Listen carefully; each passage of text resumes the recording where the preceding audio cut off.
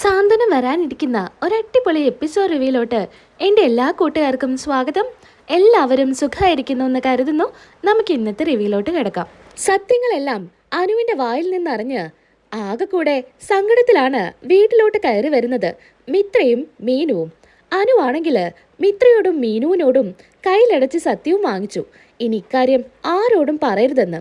അലോഹിനെ ഞാനൊരു പാഠം പഠിപ്പിച്ചിട്ടേ ഇനി ബാക്കി കാര്യമുള്ളൂ എന്നാണ് അനു മിത്രയോടും മീനുവിനോടും പറയുന്നത്.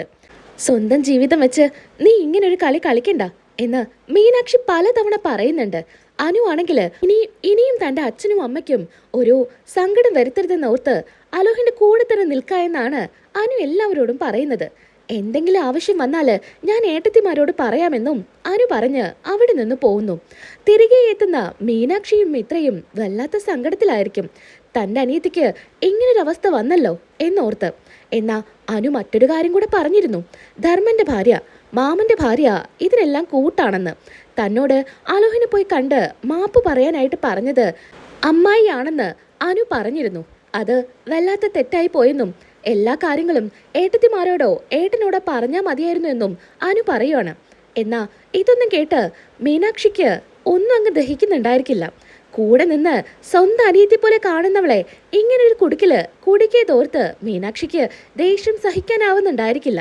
വീട്ടിലേക്ക് തിരികെ എത്തുന്ന മീനാക്ഷിയും മിത്രയും കാണുന്നത് ഗോമതി സ്റ്റോഴ്സിലോട്ട് പോവാനായിട്ട് ഗോമതി വാശി പിടിക്കുന്നതാണ്. എനിക്ക് എന്തായാലും ഇന്ന് കടയിലോട്ട് പോയേ പറ്റൂ. ബാലേട്ടൻ്റെ കൂടെ എനിക്കിരിക്കണം. ബാലേട്ടന് ആരുമില്ല, ഞാൻ മാത്രമേ ഉള്ളൂ. എന്തെങ്കിലും സങ്കടം പറയാനെങ്കിലും എനിക്ക് ബാലേട്ടൻ്റെ കൂടെ പോയേ പറ്റൂ എന്ന് വാശി പിടിച്ചുകൊണ്ടിരിക്കുകയാണ് നമ്മുടെ ഗോമതി.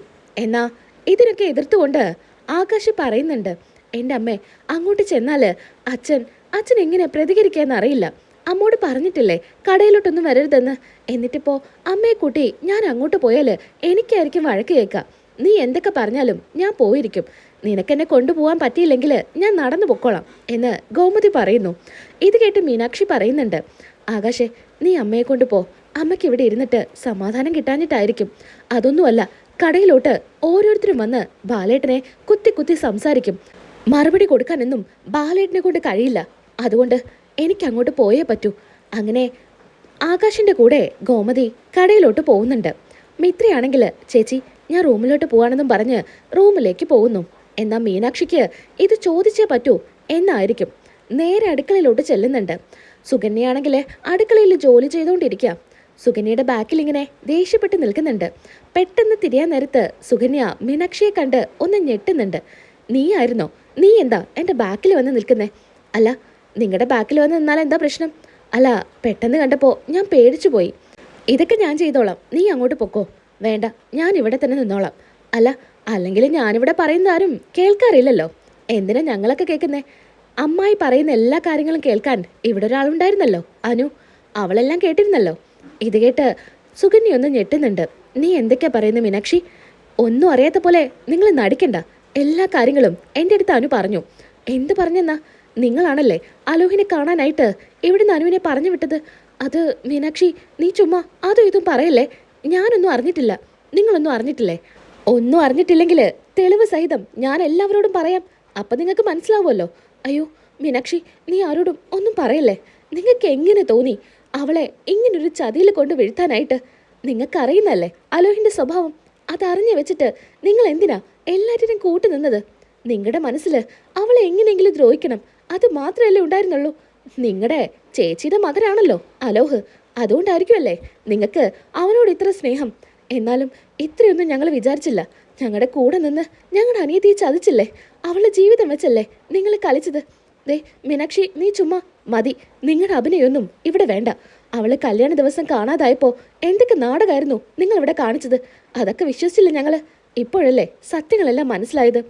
അത് പിന്നെ ഞാൻ അവളെ പറഞ്ഞു വിട്ടതൊന്നുമല്ല. അവളും അവനും തമ്മിൽ കല്യാണം കഴിച്ച് ഇങ്ങോട്ട് വരുമെന്നൊന്നും ഞാൻ അറിഞ്ഞ പോലുമില്ല. നീ വെറുതെ ചുമ്മാ അതും ഇതും പറയല്ലേ. നിങ്ങൾ അറിഞ്ഞില്ല എന്നോ? അവളെ പറഞ്ഞു വിട്ടത് നിങ്ങളല്ലേ. അത് അലോഹ് എൻ്റെ ഫോണിലോട്ട് 2 പേരും ഒരുമിച്ച് നിൽക്കുന്ന ഫോട്ടോസൊക്കെ അയച്ചു.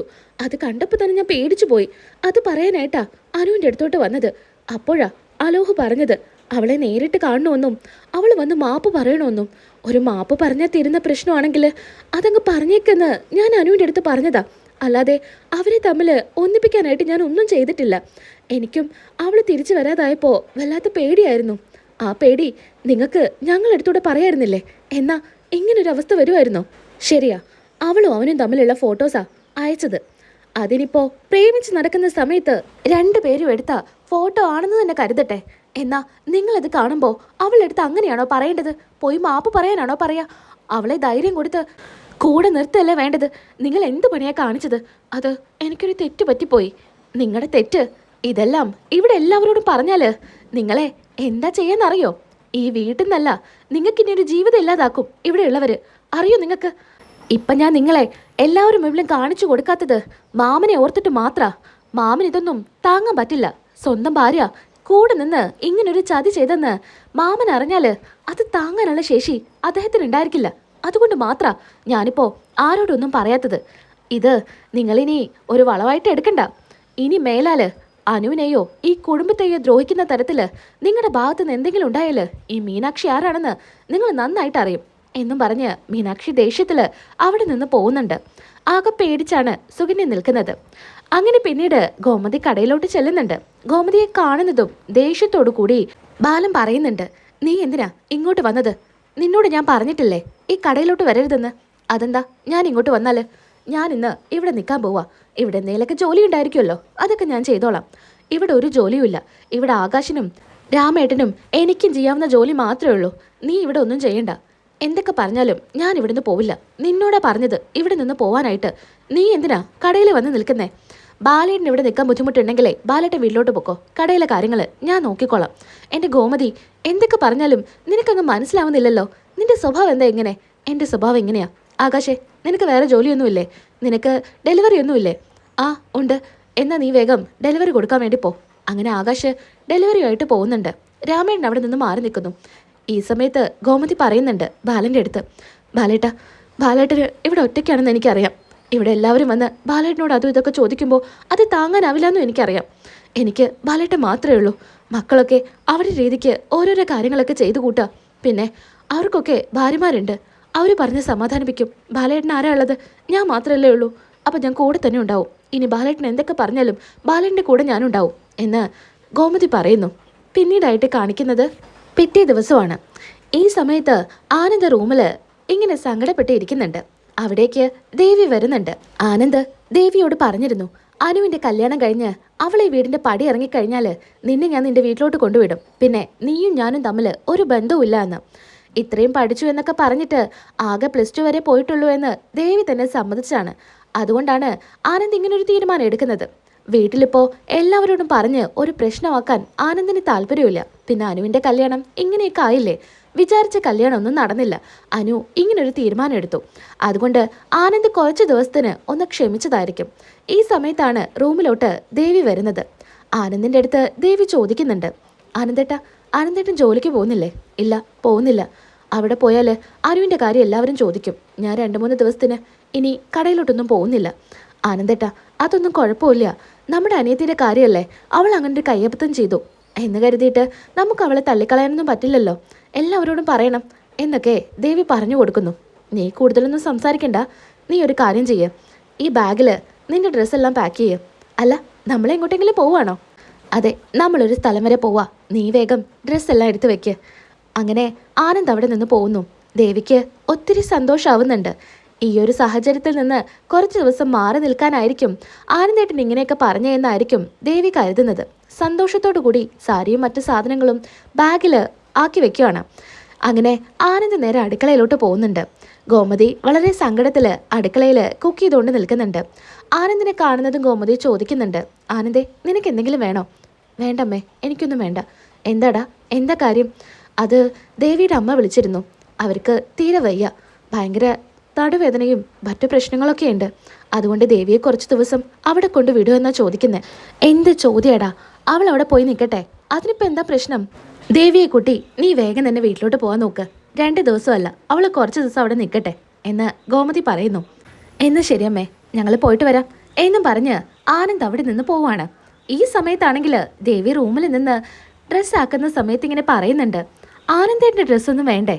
ആനന്ദേട്ടനൊന്നും ആക്കിയില്ലല്ലോ. ഇനി വേറെ ബാഗിലായിരിക്കും ആനന്ദേട്ടൻ ആക്കി വെച്ച് കാണും എന്നൊക്കെ പറഞ്ഞ് ദേവി ഇങ്ങനെ നിൽക്കുക. അങ്ങനെ ആനന്ദ് വരുന്നുണ്ട്. ആനന്ദേട്ടൻ്റെ ഡ്രസ്സ് അതൊക്കെ ഞാൻ ആക്കിക്കോളാം, നീ എന്തായാലും ഇറങ്ങാൻ നോക്ക്, ഞാൻ അമ്മയുടെ അടുത്ത് പറഞ്ഞിട്ടുണ്ട് എന്ന് ആനന്ദ് പറയുന്നു. സ്വന്തം വീട്ടിൽ കൊണ്ടുവിടാനാണെന്ന് ദേവിയോട് ആനന്ദ് പറയുന്നുണ്ടായിരിക്കില്ല. അങ്ങനെ അവിടെ നിന്ന് ഇറങ്ങുന്നുണ്ട്. നേരെ ദേവിയുടെ വീടിൻ്റെ ഫ്രണ്ടിൽ വണ്ടി നിർത്തുന്ന സമയത്ത് ദേവി ചോദിക്കുന്നുണ്ട്, ആനന്ദേട്ടാ നമ്മളെന്താ ഇവിടെ? നമ്മൾ വേറെ എങ്ങോട്ടോ പോവാന്നല്ല ആനന്ദേട്ടൻ പറഞ്ഞത്. എങ്ങോട്ട് പോകാന്നാ ഞാൻ പറഞ്ഞത്? നിന്റെ വീട്ടിലോട്ട് പോകാൻ തന്നെ ഞാൻ പറഞ്ഞത്. നീ ഇറങ്ങ്, ഇനി നീ ഇവിടെ നിന്നാൽ മതി. ആനന്ദേട്ടൻ എന്താ ഇങ്ങനെയൊക്കെ പറയുന്നേ? ഞാൻ ഇങ്ങനെയൊക്കെ തന്നെയാ പറയാ. നീയും നിന്റെ വീട്ടുകാരും അത്ര നല്ലതാണല്ലോ. എല്ലാം കള്ള കൂട്ടങ്ങളല്ലേടി. ആനന്ദേട്ടാ പ്ലീസ് ആനന്ദേട്ടാ, എന്താ ഇങ്ങനെയൊക്കെ പറയുന്നേ? ഞാൻ ആനന്ദേട്ടൻ്റെ കൂടെ വരാം. വേണ്ടെന്നല്ലേ പറഞ്ഞത്? നീ ഇനി ഇവിടെ നിന്നാൽ മതി. പിന്നെ വീട്ടിൽ വെച്ച് ഞാനൊരു പ്രശ്നം ഉണ്ടാക്കിയിട്ട് നിന്നെ ഇങ്ങോട്ട് വിളിച്ചോണ്ട് വരാത്തതേ മറ്റൊന്നും കൊണ്ടല്ല. എൻ്റെ അച്ഛനും അമ്മയും ഇപ്പം തന്നെ തകർന്നിരിക്കുക അനുവിൻ്റെ കാര്യം ഓർത്ത്. അതുകൊണ്ട് മാത്രം ഞാനിപ്പോൾ അവിടെ ഒന്നും പറയാതിരിക്കുന്നേ. സാവകാശം ഞാനെല്ലാം പറയും. ഇനി നീയുമായിട്ട് എനിക്കൊരു ജീവിതം ഉണ്ടായിരിക്കില്ല. നീ നിന്റെ അമ്മയുടെയും അച്ഛൻ്റെയും കൂടെ നിന്നാൽ മാത്രം മതി. എന്നാ ദേവി കരഞ്ഞുകൊണ്ട് ആനന്ദേട്ടൻ്റെ കയ്യിലൊക്കെ പിടിക്കുക. ആനന്ദേട്ട പ്ലീസ് ആനന്ദേട്ട, ഒരു തവണ എന്നോട് ക്ഷമിക്ക്. എനിക്ക് പറയാനുള്ളത് ആനന്ദേട്ടൻ കേൾക്ക്. എന്തുകൊണ്ടാ അങ്ങനെയൊക്കെ പറഞ്ഞതെന്ന് ആനന്ദേട്ടൻ അറിയണ്ടേ? എനിക്കിനി ഒന്നും അറിയണ്ട. അപ്പോഴായിരിക്കും ശ്രീകലയും അതുപോലെ ഉദയഭാനുവും പുറത്തോട്ട് വരുന്നത്. ദേവിയല്ലേ? ദേവിയും മരുമകനും എന്താ അവിടെ നിൽക്കുന്നേ? ഓടി ചെല്ലുന്നുണ്ട്. ആഹാ, നിങ്ങൾ രണ്ടുപേരും എന്താ ഇവിടെ നിൽക്കുന്നേ? വാ മോനെ, ഉള്ളോട്ട് കയറ്. ഞാൻ നിങ്ങളുടെ സൽക്കാരം സ്വീകരിക്കാനൊന്നുമല്ല ഇങ്ങോട്ട് വന്നത്. നിങ്ങളുടെ മകളെ ഇവിടെ ഏൽപ്പിക്കാനാ.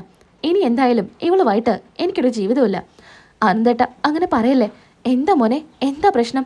ഒന്നും അറിയാത്ത രീതിയിൽ നിങ്ങൾ സംസാരിക്കല്ലേ. നിങ്ങളുടെ മകള് പഠിച്ചിട്ടില്ല എന്ന കാര്യം എന്നോട് നിങ്ങൾ മറച്ചു വെച്ചില്ലേ? എന്തൊക്കെയായിരുന്നു? വലിയ ഡിഗ്രിക്കാരിയാണ്, എന്നിട്ട് +2 പോലും പാസ്സാവാത്ത ഇവളെ എൻ്റെ തലയിൽ കെട്ടിവെക്കാൻ നിങ്ങൾക്ക് എങ്ങനെ തോന്നി? ഒന്നും വേണ്ട, സത്യങ്ങളെല്ലാം പറഞ്ഞിട്ടുണ്ടെങ്കിൽ ഇത്രയും സങ്കടം ഉണ്ടായിരുന്നില്ല. ഇവളെ എനിക്ക് ഇഷ്ടപ്പെട്ടിട്ടാ ഞാൻ ഈ കല്യാണത്തിന് സമ്മതിച്ചേ. ഇവളിനി പഠിച്ചില്ലെങ്കിലോ മറ്റെന്തില്ലെങ്കിലോ ഞാൻ ഈ കല്യാണത്തിന് സമ്മതിക്കുമായിരുന്നു. എൻ്റെ അച്ഛനും ഒരു കുഴപ്പമുണ്ടായിരുന്നില്ല. പക്ഷേ നിങ്ങൾ അങ്ങനെയല്ലല്ലോ ചെയ്തത്. നിങ്ങൾ ഞങ്ങളെ ചതിക്കുമായിരുന്നില്ലേ? മോനെ ആനന്ദേ, അത് ഞങ്ങൾ പറയട്ടെ? വേണ്ട, നിങ്ങൾ പ്രത്യേകിച്ച് ഒന്നും എൻ്റെ അടുത്ത് പറയണമെന്നില്ല. കാര്യങ്ങളെല്ലാം എനിക്ക് നല്ല പോലെ മനസ്സിലായി. ഇനി എന്തായാലും മോളെ നിങ്ങൾ തന്നെ നോക്ക്. ഇനി അങ്ങോട്ട് നിങ്ങളെ മോളെ പറഞ്ഞു വിടണ്ട. ഇനി ആരൊക്കെ എന്തൊക്കെ പറഞ്ഞാലും എൻ്റെ തീരുമാനത്തിൽ ഒരു മാറ്റം ഉണ്ടായിരിക്കില്ല. മോനെ ഇവിടെ നിന്ന് സംസാരിക്കല്ലേ. ആളുകളൊക്കെ കേട്ടാൽ അത് മോശമാണ്. ആണോ? നിങ്ങൾക്ക് അതൊക്കെ മോശമാണോ? നിങ്ങൾക്ക് ഞങ്ങളെ ചതിക്കാം, നിങ്ങൾക്ക് ആളുകൾ കേൾക്കാൻ പറ്റില്ല അല്ലേ? പ്ലീസ് മോനെ, മോൻ ഉള്ളിലോട്ട് വാ. അങ്ങനെ ദേവിയും കരഞ്ഞ് കാല് പിടിക്കുന്നുണ്ട്. ദേവിയോട് പറയുന്നുണ്ട്, മതിയടി, നിന്റെ മുതലക്കരച്ചിലൊന്നും എൻ്റെ അടുത്ത് വേണ്ട. ഇതൊക്കെ ഞാൻ കുറേ കണ്ടതാ. നിന്റെ അടുത്ത് ഞാൻ ഇന്നേ വരെ എന്തെങ്കിലും മറച്ചു വെച്ചിട്ടുണ്ടോ? ഒരു കാര്യവും ഞാൻ മറച്ചു വെച്ചിട്ടില്ല. എനിക്ക് പണ്ടുണ്ടായ പ്രണയവും എല്ലാം ഞാൻ പറഞ്ഞതാ. പക്ഷേ നീ അങ്ങനെയല്ല. പല കാര്യങ്ങളും എന്നിൽ നിന്ന് മറച്ചു വെച്ചു. ഇനിയും എന്തൊക്കെ നീ മറച്ചു വെച്ചിട്ടുണ്ടെന്ന് എനിക്കറിയില്ല. എന്താണെങ്കിലും ഇനി നീയുമായിട്ട് എനിക്കൊരു ജീവിതമില്ല. ഇനി അത് ആരൊക്കെ എന്തൊക്കെ രീതിയിൽ എൻ്റെ മനസ്സ് മാറ്റാൻ പറഞ്ഞാലും ഞാൻ അതിലൊന്നും വീഴാൻ പോകുന്നില്ല. ആനന്ദേട്ട പ്ലീസ് ആനന്ദേട്ട. എന്നാ ശ്രീകലയും ഉദയഭാനുവും കാല് പിടിച്ചിട്ട് ആനന്ദിനെ ഉള്ളിലോട്ട് വിളിക്കുന്നുണ്ട്. പുറത്തു നിന്ന് ഇനി ആരും കേട്ട് വലിയൊരു പ്രശ്നമാവണ്ടെന്ന് കരുതി ആനന്ദും ഉള്ളിലോട്ട് വരുന്നു. മോളെ, നീ പോയിട്ട് ആനന്ദ് എന്നെ കാപ്പി ഉണ്ടാക്കിയിട്ട് വാ. എനിക്ക് നിങ്ങളുടെ സൽക്കാരൊന്നും വേണ്ട, കാപ്പി കുടിക്കാനൊന്നുമല്ല ഞാൻ ഇങ്ങോട്ട് വന്നത്. ഇവളെ ഇങ്ങോട്ടാക്കാനാ. പിന്നെ പുറത്ത് നിന്ന് നിങ്ങൾ വിളിച്ചോണ്ട് മാത്രമാണ് ഞാൻ ഉള്ളിലോട്ട് കയറി വന്നത്. നിങ്ങൾക്കൊരു മോശം വേണ്ടാന്ന് കരുതിയിട്ട്. മോൻ ഇങ്ങനൊരു തീരുമാനം എടുക്കല്ലേ. അവൾക്ക് വേറെ ആരുമില്ല. ആരില്ലാന്നോ? നിങ്ങളില്ല അവൾക്ക്. ഇവിടെ നിർത്തി നോക്കിയാൽ മതി. ഇനിയിപ്പോൾ ഭാര്യപട്ടം കെട്ടി നീ അങ്ങോട്ട് വരേണ്ട ഒരു ആവശ്യമില്ല. അച്ഛൻ്റെ അടുത്തും അമ്മയുടെ അടുത്തും പതിയെ ഞാൻ കാര്യങ്ങളെല്ലാം പറയും. എനിക്കെന്തായാലും ഇവളെ ഇനി അഡ്ജസ്റ്റ് ചെയ്ത് പോകാൻ പറ്റില്ല. ഇതുപോലെ കള്ളത്തരം പറയുന്ന ഇവളെ കൂടെ ഞാൻ എങ്ങനെയാ ജീവിക്കുക? മോനല്ലാതെ ഇവൾക്ക് ആരാ ഉള്ളത്? അങ്ങനെയൊന്നും പറയല്ലേ. ആരുണ്ടായാലും ഇല്ലെങ്കിലും എനിക്കിനി ഒരു പ്രശ്നവുമില്ല. എന്തൊക്കെ പറഞ്ഞാലും എൻ്റെ മനസ്സ് മാറാനും പോകുന്നില്ല. നിങ്ങളായി നിങ്ങളുടെ പാടായി എന്നും പറഞ്ഞ് ആനന്ദ് അവിടെ നിന്ന് ഇറങ്ങുന്നുണ്ട്. ആനന്ദേട്ട എന്ന് വിളിച്ച് പുറകെ പോകുന്നുണ്ടെങ്കിലും ആനന്ദ് ഒരു പൊടിക്ക് താഴാൻ തയ്യാറല്ല. വല്ലാത്ത സങ്കടത്തിൽ പൊട്ടിക്കരഞ്ഞുകൊണ്ടാണ് ദേവി ഇരിക്കുന്നത്.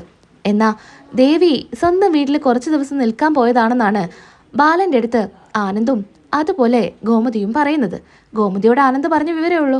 അമ്മയ്ക്ക് വയ്യാത്ത കാരണം കുറച്ച് ദിവസം നിൽക്കാനായിട്ട് പോയി. എന്നേക്കുമായിട്ട് ആനന്ദ് ദേവിയെ വീട്ടിൽ കൊണ്ടുവിട്ടതാണെന്ന് ആർക്കും അറിയില്ല. ഈ ഒരു സാഹചര്യത്തിൽ അച്ഛൻ്റെ അടുത്ത് കാര്യങ്ങളെല്ലാം പറയാനുള്ള ഒരു ബുദ്ധിമുട്ട് കൊണ്ടാണ് ആനന്ദ് ഇങ്ങനെ ഒരു കാര്യം ചെയ്യുന്നത്. അങ്ങനെ പിന്നീട് കാണിക്കുന്നത് അനുവിനെ ആയിരിക്കും. അനുവിന് വല്ലാത്ത തലവേദനയായിരിക്കും. താഴോട്ട് വരുന്ന സമയത്ത് മുത്തശ്ശിയും നന്ദിതയും രാജശ്രീയും ചോദിക്കുന്നുണ്ട്, എന്താ മോളെന്താ താഴോട്ട് വരാത്തേന്ന്? അതെനിക്ക് നല്ല തലവേദനയായിരുന്നു. തലവേദനയോ? ആ മുത്തശ്ശി, നല്ല തലവേദന. അപ്പൊ പിന്നെ ഞാൻ കുറച്ചു നേരം ഉറങ്ങിപ്പോയതാ. നന്ദിത പറയുന്നുണ്ട്. എന്നോട് പറഞ്ഞിരുന്നു. അവൾക്ക് ഞാൻ മരുന്നും കൊടുത്തതാ. എന്നാ മോള് വന്നിരിക്കെ, ഭക്ഷണം കഴിക്ക്, എന്നിട്ട് കുറച്ചു നേരം കൂടെ പോയി ഉറങ്ങ്. അപ്പൊ പിന്നെ തലവേദനയൊക്കെ മാറും. അപ്പോഴായിരിക്കും അലോഹ് വരുന്നത്. അലോഹ് ചോദിക്കുന്നുണ്ട് അനുവിൻ്റെ അടുത്ത്, എന്നാ നമുക്ക് ഇറങ്ങിയാലോ? എങ്ങോട്ടാടാ ഇവളെ കൂട്ടിയിട്ട്? ഞങ്ങൾ പുറത്തുനിന്ന് ഭക്ഷണം കഴിക്കാനാ. പുറത്തുനിന്ന് ഭക്ഷണം കഴിക്കാനോ? എന്നാ അനു ആണെങ്കിൽ ഇത് കേട്ട് ഞെട്ടിയാണ് നിൽക്കുന്നത്. തന്നോടൊന്നും പറഞ്ഞിട്ടില്ലല്ലോ. അതുകൊണ്ട് ഇനി പുതിയ വല്ല പ്ലാനും ആണെന്ന് അറിയില്ലല്ലോ. രാജശ്രീ ചോദിക്കുന്നുണ്ട്, എന്താടാ നീ ഇപ്പൊ പെട്ടെന്നൊരു പുറത്തു പോയി ഭക്ഷണം കഴിക്കല്? അതെന്താ? എനിക്ക് ഇവളെ കൂട്ടി പുറത്തു പോയി ഭക്ഷണം കഴിച്ചൂടെ? നിനക്ക് ഇവളെ കൂട്ടി പുറത്തു പോയൊക്കെ ഭക്ഷണം കഴിക്കാം. എന്നത് മുൻകൂട്ടി പറയണം. ഞാനും ഏട്ടത്തിയും അടുക്കള കിടന്ന് കഷ്ടപ്പെട്ടിട്ടാ ഇതൊക്കെ ഉണ്ടാക്കിയിരിക്കുന്നത്. നിങ്ങൾക്ക് വേണ്ടായിരുന്നെങ്കിൽ അതങ്ങ് പറഞ്ഞാൽ മതിയായിരുന്നില്ലേ? ഉണ്ടാക്കി വെച്ച ഭക്ഷണം കഴിക്കാതെ പുറത്തു പോകുന്നതിൽ എനിക്കത്ര താല്പര്യമൊന്നുമില്ല. അതൊന്നും സാരമില്ല. എനിക്കിപ്പോഴാണ് തോന്നിയത് ഇവളെ കൂട്ടി പുറത്തു പോയി ഭക്ഷണം കഴിക്കണമെന്ന്. അതുകൊണ്ടാ. എന്നാ ശരി, നിങ്ങൾ പോവാൻ നോക്ക്. എന്നാ ഞാൻ പോയിട്ട് ഡ്രസ്സ് മാറ്റിയിട്ട് വരാം.